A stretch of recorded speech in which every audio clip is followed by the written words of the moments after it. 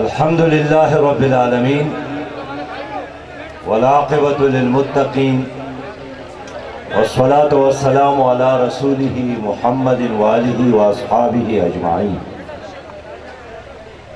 أما بعد فأعوذ بالله من الشيطان الرجيم. بسم الله الرحمن الرحيم. إن الله يأمركم أن تؤدوا الأمانات إلى أهلها. صدق الله العظيم. صدق الله العظيم. اللهم صل على محمد وعلى آل محمد كما صليت على إبراهيم وعلى آل إبراهيم إنك حميد مجيد. انتہائی قابل احترام بھائی جناب اقبال خان صاحب، قائم مقام امیر جماعت اسلامی صوبہ پنجاب، جناب نوید احسن نیاز صاحب، جناب ڈاکٹر مبشر صدیقی صاحب، جناب ڈاکٹر نثار احمد صاحب، جناب اویس اسلم صاحب، جناب عبدالحمید خان مسخیل، جناب پروفیسر محمد یوسف صاحب، جناب سلیم اللہ ارشد صاحب، منور چودھری صاحب، جاوید اقبال ساجد صاحب، حافظ فداء الرحمان صاحب، جناب ارسلان خان خاکوانی، اور میرے اس شہر کے انتہائی قابل احترام، قابل عزت بزرگوں، بھائیوں، دوستوں، ساتھیوں، اور یہاں موجود ہمارے ماؤں، بہنوں اور بیٹیوں، السلام علیکم ورحمۃ اللہ وبرکاتہ۔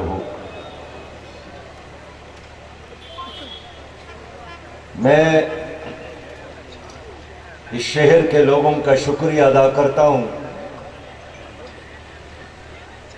کہ جس جذبے اور جس محبت کے ساتھ آپ لوگوں نے ہمارا انتظار اور استقبال کیا اور اس جلسے میں شرکت کر کے اپنی عزت اور پاکستان کی عزت اور ہماری عزت میں اضافہ کیا، میں آپ سب کے لیے دعا گو ہوں کہ اللہ تعالیٰ آپ سب کو دنیا میں عزت، صحت، رزق حلال عطا فرمائے اور قیامت میں نبی مہربان صلی اللہ علیہ وسلم کی شفاعت نصیب فرمائے۔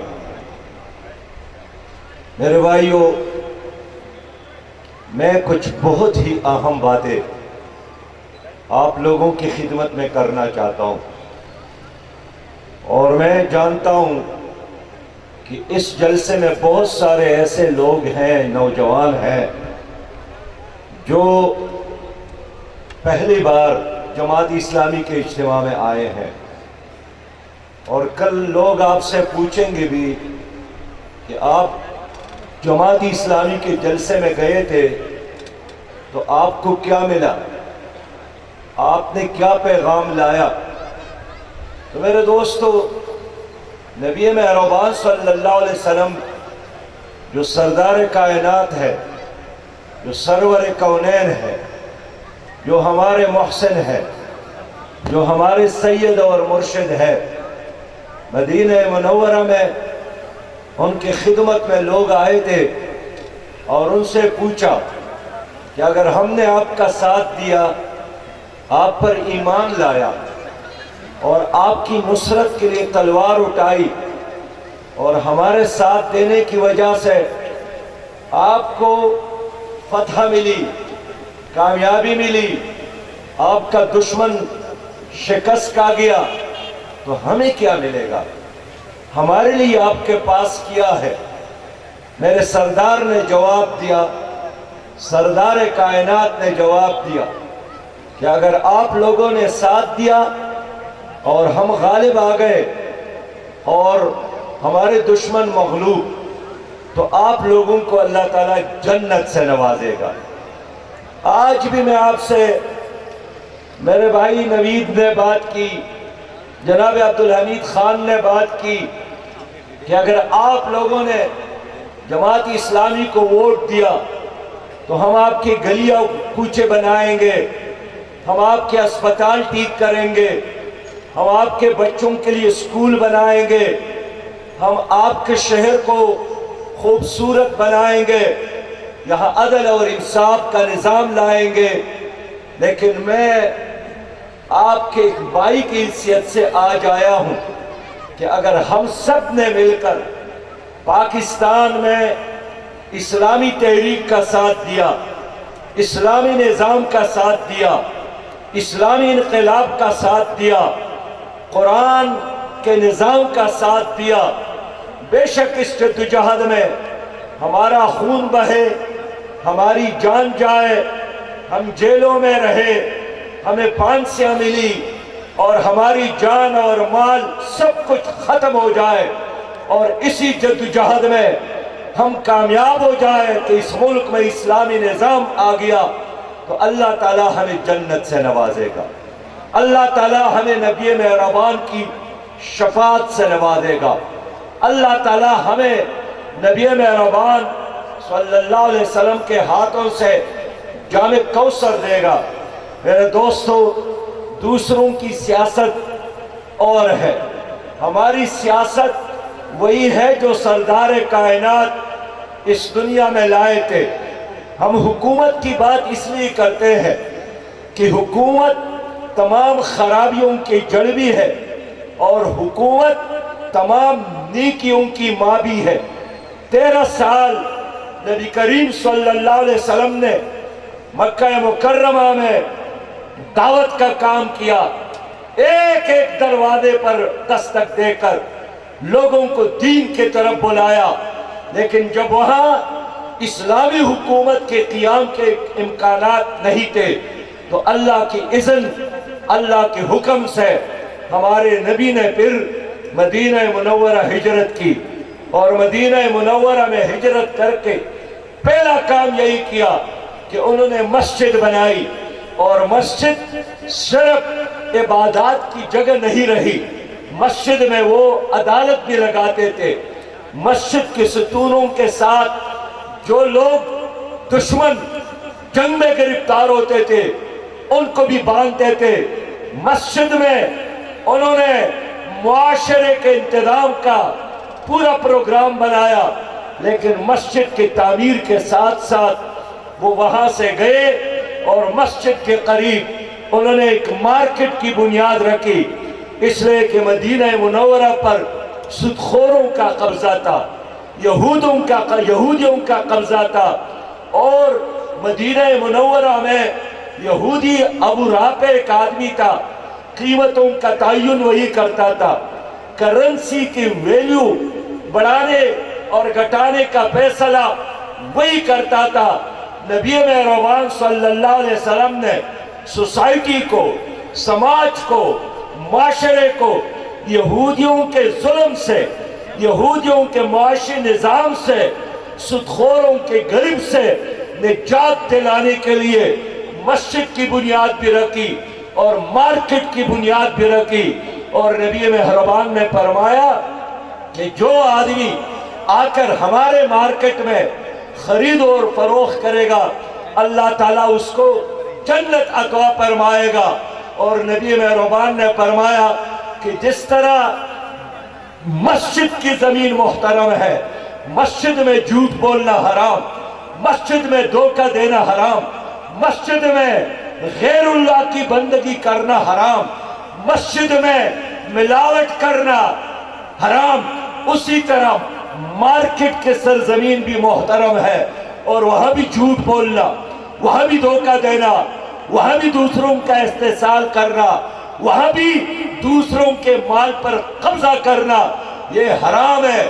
اس لیے کہ جس اللہ کی بادشاہت مسجد میں ہے اسی اللہ کی بادشاہت مارکیٹ میں بھی ہے، منڈی میں بھی ہے۔ یہ نہیں ہے کہ مسجد کی دیوار سے لے کر محراب اور دروازے تک اللہ کی حکومت ہو، اور مسجد سے باہر عدالتوں میں اللہ کی دشمنوں کی حکومت ہو، منڈیوں میں، بینکوں میں، تعلیمی اداروں میں، سیاست میں، حکومت میں غیر اللہ کا نظام ہو۔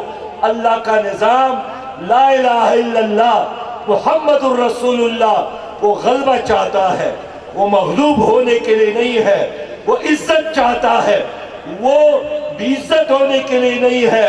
میرے دوستو، اس لیے ہماری سیاست جس میں ہم حکومت کی بات کرتے ہیں کہ حکومت کے بغیر آپ چاہے بھی کہ دین کے مطابق، دین کی روشنی میں، دین کے راستے پر چلے، آپ نہیں چل سکتے ہیں، اس لیے کہ آپ کا واسطہ تعلیمی اداروں سے پڑتا ہے۔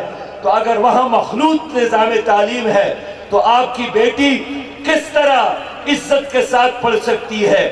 آپ کا بیٹا کس طرح تقوی کے ساتھ پڑھ سکتا ہے؟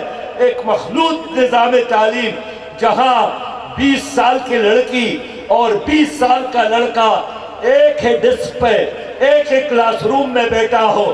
میرے دوستو، جب حکومت اسلامی نہ ہو تو آپ کو عدالتوں میں جانا ہوتا ہے، اور عدالتوں میں اگر انگریز کا نظام ہے تو اللہ کا فیصلہ تو یہی ہے، وَمَن لَّمْ يَحْكُمْ بِمَا أَنزَلَ اللَّهُ فَأُولَٰئِكَ هُمُ الْكَافِرُونَ۔ جو اللہ کے نازل کردہ کتاب پر فیصلے نہیں کرتے وہ کافر ہے۔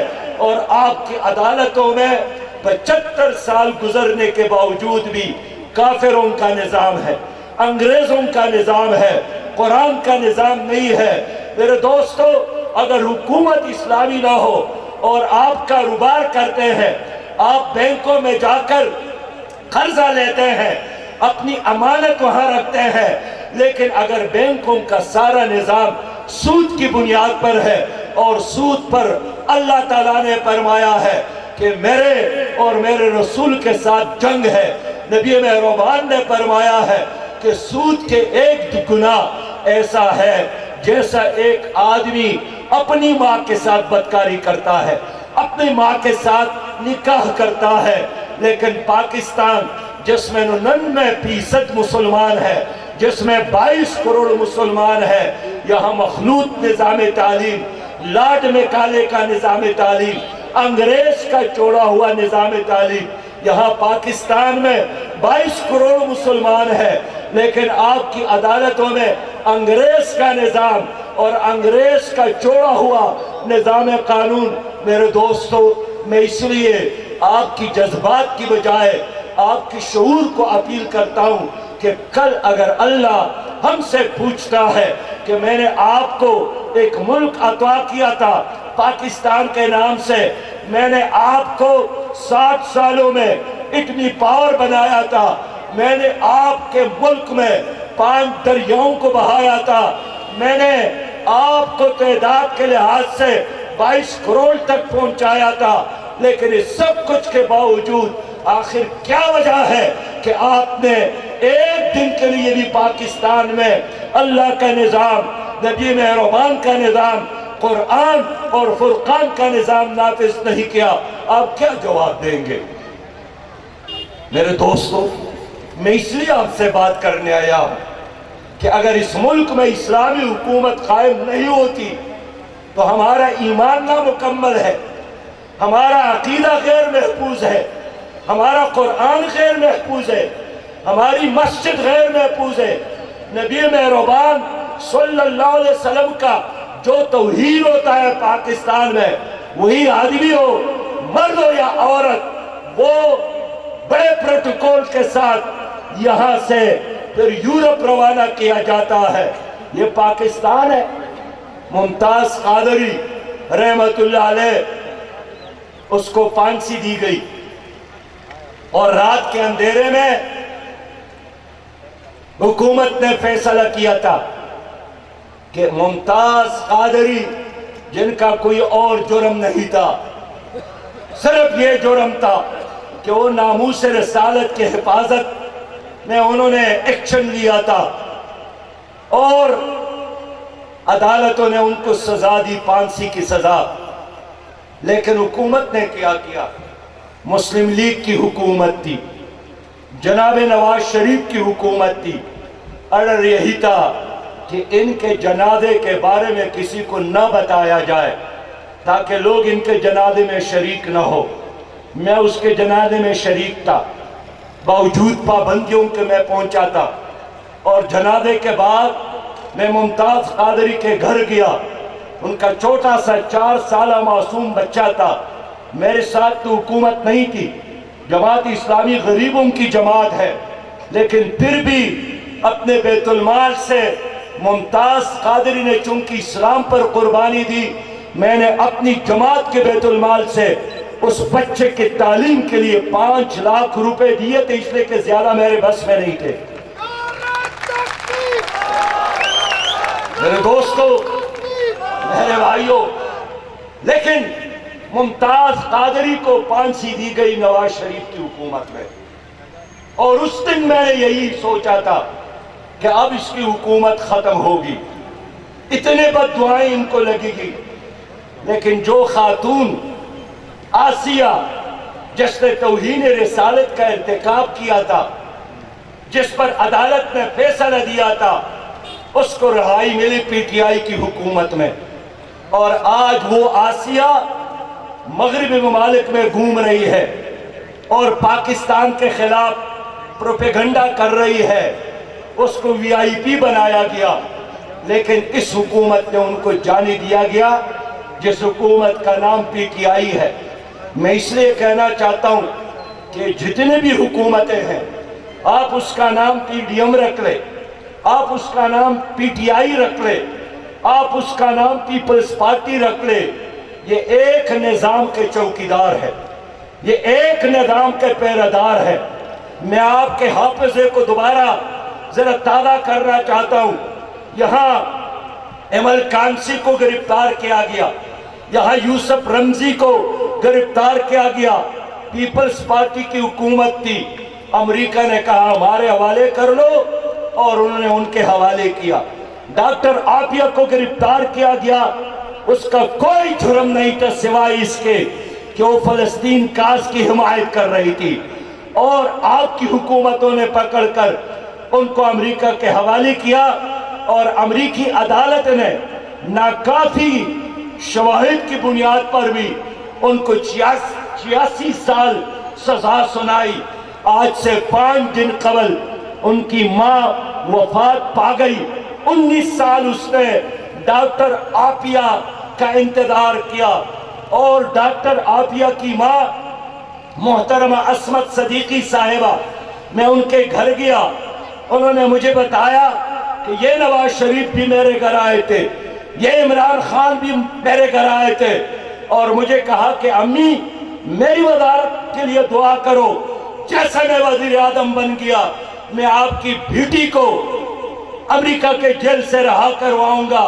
نواز شریف کو بھی حکومت ملی، زرداری صاحب کو بھی حکومت ملی، عمران خان کو بھی حکومت ملی، اور ایک بار نہیں بار بار ان کو امریکی جانے کا، امریکی صدر اور انتظامیہ سے بات چیت کرنے کا موقع ملا، لیکن ان تمام حکمرانوں نے اپنی حکومت کو باقی رکھنے کے لیے امریکی صدور سے تو درخواست ضرور کر لی، لیکن ڈاکٹر عافیہ کی رہائی کے لیے ایک لفظ بھی زبان سے نہیں نکالا۔ یہ بزدل لوگ ہیں، یہ اللہ کی بجائے امریکہ سے ڈرتے ہیں۔ یہاں ریمن ڈیوس نے دن کے روشنی میں 3 لاہوریوں کو شہید کیا۔ اس وقت بھی میں نے حکومت سے ڈیمانڈ کیا کہ یہ امریکہ اگر چاہتا ہے کہ ریمن ڈیوس پاکستان رہا کرے تو یہی وہ موقع ہے کہ آپ ڈاکٹر عافیہ کی رہائی کی بات کریں، لیکن اس وقت کے بزدل حکومت ریمن ڈیوس کو تو رہا کر گئی۔ ریمن ڈیوس اڈیالہ جیل میں تھے، ان کی خوف کی وجہ سے جب اس نے اعتراض کیا کہ جیل کے لاؤڈ سپیکر سے اذان کی آواز بند کر رہے، تو ان بزدل حکمرانوں نے اذان پر تو پابندی لگائی، لیکن ان کو چند تلیہ نہیں لگا سکے کہ تم کون ہے ہمیں اذان پر بند کرنے والے کا آرڈر دینے والے۔ ریمن ڈیوس کو رہا کیا، لیکن ڈاکٹر عافیہ کی رہائی کیا مطالبہ نہیں کر سکے۔ پھر عمران خان کے دور میں ابھینندن گرفتار ہوا، آپ کو یاد تھا یہ وہ پائلٹ تھا جنہوں نے ہمارے اوپر حملہ کیا، ان کا جہاز بھی تباہ ہو گیا، وہ گرفتار ہو گئے۔ ہمیں پاکستان کی ایئر مارشل نے کہا کہ ہماری وجہ سے گرفتار نہیں ہو گئے، یہ اللہ تعالیٰ نے خود پکڑا ہے، ورنہ ہمارا کیا مجال۔ ابھی نندن جب گرفتار ہو گئے، ہم نے عمران خان سے پھر کہا کہ ہمارے کشمیری قیادت، ہمارے کشمیر کی لیڈرشپ انڈیا کے جیل میں ہے، آپ کو ڈرنا نہیں چاہیے، اور اس ابھی نندن کے سر کے بدلے ان کے رہائی کا مطالبہ کرے۔ لیکن انہوں نے ابھی نندن کو گرفتار کر کے رہا بھی کیا، لیکن کشمیری لیڈرشپ کے رہائی کا مطالبہ نہیں کیا۔ میرے دوستو، یہ ایک جیسے لوگ ہیں۔ یہ جو گزشتہ 10 اپریل کو پاکستان میں حکومت تبدیل ہو گئی، لوگوں نے کہا حکومت تبدیل ہو گئی، میں نے کہا کہ نہیں، پیرادار تبدیل ہوا، چوکیدار تبدیل ہوگا، گندگی کا ڈھیر اسی جگہ پر موجود ہے جو ظلم اور جبر اور بدبودار گندگی کا ڈھیر ہے۔ میرے دوستو، میں اس لیے آپ کے پاس آیا ہوں کہ جو کارکن، جو شہری، جو پاکستانی مسلم لیگ اور پی ٹی آئی میں فرق کرتا ہے، یا وہ جانتا نہیں ہے جاہل ہے، یا منافقت کرتا ہے اپنی مفادات کے لیے، اس لیے دونوں ایک نظام کے علمبردار ہے۔ میں آپ سے بات کرنے آیا ہوں کہ 14 سالوں سے سندھ میں پیپلز پارٹی کی حکومت ہے، 9 سالوں سے خیبر پختونخوا میں پی ٹی آئی کی حکومت ہے، یہاں پاکستان کے مرکز میں باپ کا اور پنجاب میں بیٹے کی حکومت ہے۔ آپ مجھے ایک رتی فرق بتائیں کہ سندھ کے زرداری کی حکومت اور پشاور میں عمران خان کی حکومت اور لاہور کے حمزہ کی حکومت میں یہ فرق ہے۔ سب کرپشن میں انوالو ہے، تانے میں ظلم ہے، پٹوار خانے میں ظلم ہے، بجلی کے دفتر میں ظلم ہے، اور اس پاکستان میں نہ عدالتوں میں، نہ سکولوں اور کالجز میں، نہ سرکاری دفاتر میں غریب کے لیے تمام دروازے بند ہیں سوائے اللہ کے گھر مسجد کا دروازہ، باقی ان حکمرانوں نے سب کے سب دروازے تمہارے لیے بند رکھے ہیں۔ میرے پیارے بھائیوں، میں اس لیے آپ لوگوں کی خدمت میں آیا ہوں کہ آپ لوگ میرے ساتھ مل کر کچھ سوچے۔ ووٹ کی بات نہیں ہے، میں تو آج چاہتا ہوں کہ یہ بکھر کے لوگ اس ظالم، فاسقانہ، فاجرانہ، منافقانہ سیاست کے خلاف، جس نے ہمارے اس ضلع، آپ کے ضلع کو پسماندہ رکھا ہے، جہاں کوئی انڈسٹری نظر نہیں آئی، جہاں کوئی زراعت نہیں ہے، جہاں تانا اور کچہری میں تانا دار کی حکومت نہیں ہے، وڈیرے کی حکومت ہے۔ اس ظلم کے نظام کے خلاف ہمیں ووٹ سے بھی آگے بڑھ کر اگر خون کی قربانی بھی دینا پڑے تو ہمیں دینا چاہیے۔ میں جوانوں کے پاس آیا ہوں، میں غیرت مند لوگوں کے پاس آیا ہوں، اور یہ انقلاب ہمیشہ غریب لوگ لاتے ہیں۔ یہ سید بلال کی طرح لوگ اٹھتے ہیں، یہ مصعب بن عمیر کی طرح لوگ اٹھتے ہیں۔ اقبال نے فرمایا ہے کہ جا کے ہوتے ہیں مساجد میں سفارات و غریب، زحمت روزہ جو کرتے ہیں گوارات و غریب، نام لیتا ہے اگر کوئی ہمارا تو غریب، عمرہ نقشہ دولت میں ہے غافل ہم سے، زندہ ہے ملت بیضا غربا کی دم سے۔ ہم غریب ہیں، لیکن اللہ کا شکر ہے کہ ایمان کا سرمایہ ہمارے ساتھ ہے۔ آپ ان بنگلوں والوں سے، آپ ان بڑے بڑے چوروں اور لٹیروں سے کروڑ درجے بہتر ہیں، اس لیے کہ آپ چور نہیں ہیں، آپ نے قوم کو لوٹا نہیں ہے۔ نبی مہربان سے پوچھا گیا کہ ہم آپ سے کہاں ملیں گے؟ وہاں تو بہت زیادہ لوگ ہوں گے۔ میرے نبی، میرے سرکار، سردار دو جہان نے فرمایا کہ قیامت کے دن مجھ سے ملنا ہو تو مجھے فقیروں میں، مجھے غریبوں میں تلاش کرو۔ تو کیا آپ لوگوں کو فقیروں کا اور غریبوں کا سب پسند ہے کہ پسند نہیں ہے؟ یا حضور صلی اللہ علیہ وسلم آپ کے ساتھ ملیں گے؟ میرے دوستو، جماعت اسلامی قوم کو ایک دیکھنا چاہتی ہے۔ ہم اس امت کو بھی مسلک کی بجائے ایک بنانا چاہتے ہیں۔ اللہ کا فیصلہ ہے ان هذه امتکم امتا واحدہ، اس کو تقسیم نہ کرو، یہ امت واحدہ ہے۔ رنگ کی بنیاد پر، نسل کی بنیاد پر، زبان کی بنیاد پر، کسی فروعی مسئلے کی بنیاد پر اس کو نہیں تقسیم کرنا۔ یہ ایک امت ہے، فلسطین سے لے کر چائنا تک یہ 3.25 کروڑ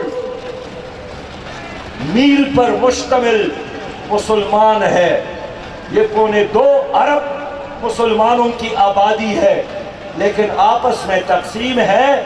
تو اس وقت دنیا میں امریکہ نے اپنے سربراہی میں ایک UNO بنایا ہے، ایک سلامتی کونسل ہے جس میں 7 بڑے بدماش ممالک ہے، لیکن 2.25 ارب مسلمانوں کا کوئی نمائندہ اور کوئی ویٹو پاور نہیں ہے۔ ہم چاہتے ہیں کہ ایک بار پھر مسلمانوں کو اس دنیا میں ویٹو پاور مل جائے، اس لیے کہ دنیا کی قیادت اور امامت کے لیے اللہ نے یہودیوں اور عیسائیوں کو نہیں، مسلمان کو اٹھایا ہے۔ ہم آپ کو ایک امت بنانا چاہتے ہیں۔ میں یہی آپ سے کہنا چاہتا ہوں کہ اگر اللہ نے جماعت اسلامی کو موقع دیا تو ہماری حکومت میں چیف جسٹس کے ہاتھ میں انگریزی کا کتاب نہیں، قرآن کریم ہوگا۔ جو چیف جسٹس قرآن پر فیصلے نہیں کر سکتے اس کو مسلمان معاشرے میں جج بننے کا کوئی حق حاصل نہیں ہے۔ اور میں بکر کے لوگوں کو بتانا چاہتا ہوں کہ جس طرح مسجد نبوی میں عدالت لگتی تھی مسجد میں، اسی طرح جماعت اسلامی کی حکومت قائم ہو گئی مستقل، تو انشاءاللہ مساجد میں ہمارے عدالتیں لگیں گی، مساجد میں۔ اور جب جج باوضو ہو اور محراب میں بیٹا ہو اور سامنے قرآن ہو، پھر وہ ظلم نہیں کرے گا، پھر وہ جبر نہیں کرے گا۔ اس لیے جماعت اسلامی کا پروگرام یہی ہے کہ پاکستان میں ہماری عدالتی نظام قرآن کے مطابق ہو اور ہماری عدالتیں مسجد میں لگے تاکہ حضور کی سنت پر عمل ہو جائے۔ میرے دوستو، میں دوسری بات بھی کرنا چاہتا ہوں کہ اس وقت آپ کے ملک میں سودی نظام ہے۔ کون سا نظام ہے؟ ذرا زور سے بولو، کون سا نظام ہے؟ سودی نظام ہے۔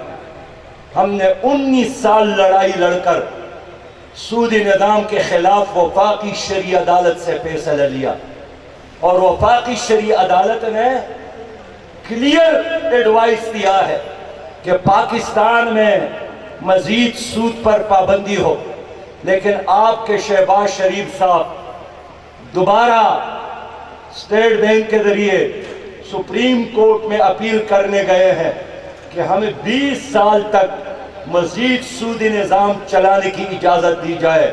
تو اللہ تو فرماتا ہے سود میرے خلاف جنگ ہے، جنگ۔ نبی مہربان نے فرمایا ہے یہ ماں کے ساتھ بدکاری ہے، اور آپ کی حکومت کہتی ہے کہ نہیں نہیں، ہمیں 20 سال مزید اللہ کے خلاف جنگ کرنے کی اجازت دی جائے۔ تو آپ سے میں پوچھنا چاہتا ہوں کہ ان حالات میں کہ پی ٹی آئی نے بھی سودی نظام، مسلم لیگ نے بھی سودی نظام، اور مجھے افسوس ہے کہ اس حکومت میں ہمارے ایک بہت محترم مولانا فضل الرحمان صاحب بھی تشریف فرما ہے، بلکہ وہ تو پی ڈی ایم کا امام ہے، پی ڈی ایم کا سردار ہے۔ اس کے ہوتے ہوئے ہمیں بہت افسوس ہے کہ یہ حکومت وفاقی شرعی عدالت کے خلاف اسٹیٹ بینک میں گئی ہے۔ میں اس لیے آج آپ سے مشورہ کرنے آیا ہوں کہ میں تو اتمام حجت بھی کروں گا، میں تمام بینکوں کے مالکان سے بھی مل رہا ہوں کہ اپنا اپیل واپس لے لے۔ ہم وزیر خزانہ سے بھی بات کر رہے ہیں کہ اپنا اپیل واپس لے لے، لیکن اگر اس حکومت نے سود کے خلاف جو فیصلہ آیا ہے اس فیصلے کے خلاف اپنا اپیل واپس نہیں لیا تو یہ اللہ کے ساتھ جنگ کا اعلان ہے، اور جو حکومت اللہ کے خلاف جنگ کا اعلان کرتی ہے پھر اس حکومت کے خلاف ہم پر جنگ، ان سے جنگ کرنا واجب ہے کہ نہیں ہے؟ سراج الحق ہمارا، قائد سالار ہمارا، سراج الحق ہمارا، قائد سالار۔ دوستو، جب آپ 17 تاریخ کو ووٹ دے رہے ہیں تو یا نوید کو ووٹ دینا اس یقین کے ساتھ کہ میں اسلامی نظام، میں نظام مصطفیٰ کو ووٹ دے رہا ہوں. اگر آپ نے ان پارٹیوں کو ووٹ دینے کا فیصلہ کیا تو سود وہ کریں گے اور گناہگار آپ ہوں گے، لوٹ مار وہ کریں گے اور گناہگار آپ ہوں گے. ان کے آئندہ ہونے والے بچے بھی تمہارے آئندہ بچوں کے سردار اور ان کے کوپڑوں پر مسلط ہوں گے اور گرفتار آپ ہوں گے. اس لیے اللہ نے موقع دیا ہے کہ ان لوگوں کو تلوار کے ذریعے نہیں، اپنے ووٹ کے طاقت کے ذریعے اٹھا کر زمین پر پٹخ دے اور زندہ درگور کرے کہ ان کا خاتمہ ہو جائے. جور جفا ہے وفا کی باقی ادا ہے، فدائے شرم و حیا ہے دھرتی کا راج دلا. اب دیکھیے آپ تعلیم یافتہ لوگ ہیں، پاناما لیکس آپ کے ملک کے چوروں نے آپ کی دولت لوٹ کر پاناما میں چھپایا تھا. کس کا نام ہے؟ ان 3 پارٹیوں کے لوگوں کے نام. پنڈورا پیپر جس میں 700 آپ کے مجرم ہیں، انہوں نے دولت یہاں سے اٹھا کر یورپ کے بینکوں میں چھپا کے رکھا ہے، ان میں ان پارٹیوں کے نام ہے. آپ کے بین الاقوامی سروے کے مطابق ہر سال 2600 یعنی 2.6 ٹریلین رقم یہ لوگ کہتے ہیں تمہارے. تو ووٹ آپ دیتے ہیں، پھر ٹیکس بھی آپ دیتے ہیں، پسینہ آپ کا بہتا ہے، بچے آپ کے روتے ہیں، محنت آپ کرتے ہیں، اور بنگلے اور پراپرٹی اور شوگر مل اور کارخانے ان کے بنتے ہیں. میرے دوستو ہاتھ اٹھائیں آپ میں سے اگر کوئی ایسا بھی حقوق ہے جو پھر ان لوگوں کو ووٹ دے اور بڑا بنا دے.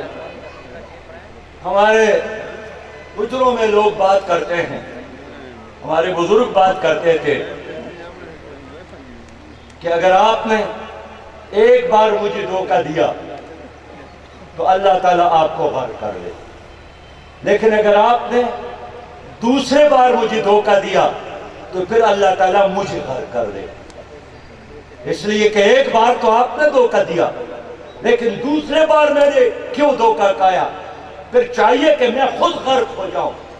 اس لیے 17 جولائی آپ لوگوں کے امتحان ہے. جماعت اسلامی یتیموں کی کفالت کر رہی ہے. ابھی چولستان میں قحط اور خشکی کا دور آیا، کوئی حکمران وہاں نہیں گیا. میں گیا تھا اور میرے کارکنان گئے تھے. میں 2 بار سینئر منسٹر رہا ہوں، لیکن میرے گھر میں تو ایک کرسی کا اضافہ نہیں ہوا. میں تو وزارت کے بعد مسجد معبد خان جا کر اپنے آپ کو احتساب کے لیے پیش کیا.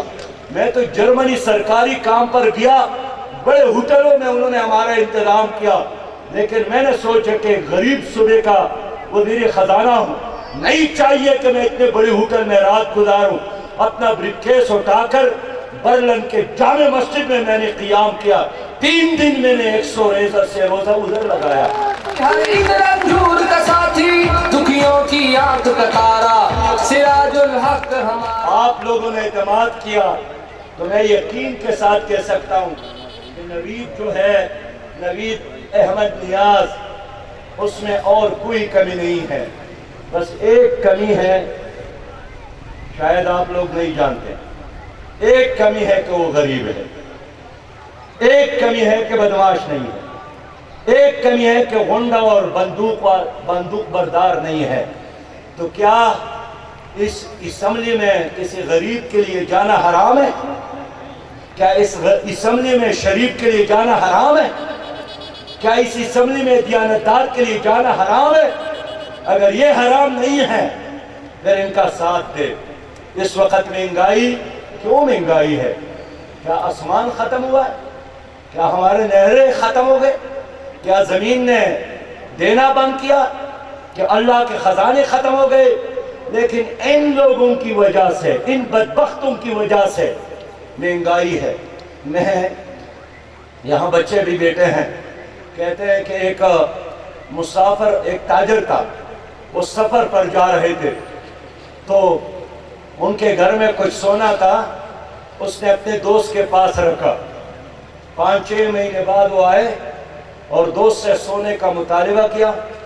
انہوں نے کہا کہ سونا تو نہیں ہے. بھئی کیوں نہیں ہے؟ نے کہا کہ ہمارے گھر میں چوہے ہیں. بس اس نے وہ سارا سونا کھایا. اب میں کیا کروں؟ اور روتے ہوئے اپنے بیوی کے پاس آ گئے. بیوی کو ساری کہانی بتائی. اس نے کہا کہ فکر نہ کرے, پورے خاندان کو کانے پر بلا لے, اور ان کو خوب کھلایا. اور جب جانے لگے تو اس کا چھوٹا بچہ غائب ہوا. پوچھا میرا چھوٹا بچہ؟ گھر والوں نے بتایا کہ وہ ایک کوا آیا تھا, بس اس نے پکڑ کر وہ لے گئے. مہمان نے کہا کہ کیسے کوے ہیں جو بچوں کو اٹھا کر لے جاتے ہیں؟ اس نے کہا کہ جہاں چوہے سونا کھاتے ہیں وہاں کے کوے پھر بچوں کو اٹھا کر لے جاتے ہیں. تو یہ تمہارے دیوانوں میں چوہے ہیں, یہ تمہاری سیاست میں چوہے ہیں, یہ تمہارے دفاتر میں چوہے ہیں. جس نے اسٹیل مل کو تباہ کیا, پی اے کو تباہ کیا, ریلوے کو تباہ کیا, وابدہ کو تباہ کیا, خزانے کو تباہ کیا, توشخانے کو تباہ کیا, ایک نے ہار کھایا, دوسرے نے گھڑی, یہی کام کرتے چلے آ رہے ہیں. تو اب میں آپ سے پوچھنا چاہتا ہوں کہ ان چوہوں کو کھلا کر ووٹ اور سپورٹ دے کر اور موٹا کرنا چاہتے ہیں یا ان کو ختم کرنا چاہتے ہیں؟ اگر آپ ختم کرنا چاہتے ہیں تو پھر میرے اس بھائی کو ووٹ دے. اب سوال یہی ہے کہ یہ ایک نوید ہے تو یہ بیچارہ کیا کرے گا اسمبلی میں؟ تو آپ نے کبھی تربوزوں کی دکان کو دیکھا ہے؟ اتنے بڑے بڑے تربوز ہوتے ہیں, لیکن اس کے علاج کے لیے ایک چاقو کافی ہے. یہی انشاءاللہ ایک نوید ان تمام تربوزوں کے علاج کے لیے کافی ہے. میں امید رکھتا ہوں کہ اگر میں غلط کام کرتا ہوں, میرا نوید کوئی غلط کام کرتا ہے, ایک قدم بھی ساتھ نہ چلنا. لیکن اگر ہم اس ملک میں اسلامی نظام چاہتے ہیں, اگر ہم نبی مہربان صلی اللہ علیہ وسلم کی ناموس پر اپنے آپ کو نچھاور کرنا چاہتے ہیں, ہم آپ کے حقوق کے لیے لڑنا چاہتے ہیں, ہم آپ کے بچوں کا مستقبل محفوظ بنانا چاہتے ہیں, تو پھر بکر کے لوگوں ساتھ دینے کے لیے تیار ہے نہیں ہے؟ اپنی اپنی جگہوں پہ کھڑے ہو کر وعدہ کر لے کہ ہر آدمی نے, ہر نوجوان نے جا کر مزید 10 ووٹوں کو بنانا ہے, 10 ساتھیوں کو ڈھونڈنا ہے, 10 سپورٹر کو بنانا ہے. انشاءاللہ فتح آپ کی ہوگی, کامیابی آپ کی ہوگی. وآخر دعوانا الحمدللہ رب العالمین. اہل ستم سے محبت بھی ہے ہم سے, دلوں کا ہے سہارا کہ وہ منظم طریقے سے پنڈال سے باہر جائیں اور جھنڈے یہاں پہ جمع کروا کے جائیں. سیکیورٹی والے